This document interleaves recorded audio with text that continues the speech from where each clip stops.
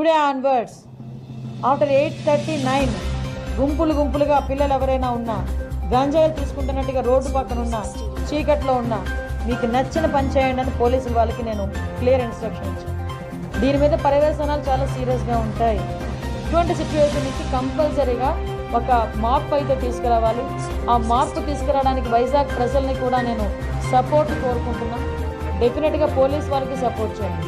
గంజాయి విషయంలో ఎవరైనా పట్టుబడిన తర్వాత పోలీస్ డిపార్ట్మెంట్ వాళ్ళకి మేము అధికార పార్టీకి సంబంధించిన వాళ్ళు మనం చెప్పినా కూడా మీరు టాలరేట్ చేయొద్దు అని చెప్పారు.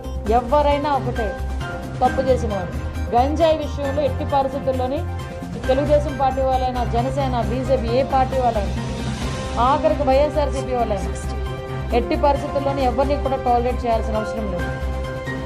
టాలరేట్ చెయ్యం, ఎట్టి పరిస్థితులను టాలరేట్ చెయ్యం. టాస్క్ ఫోర్స్ ఈ రోజు నుంచే రంగంలో దిగుతుంది.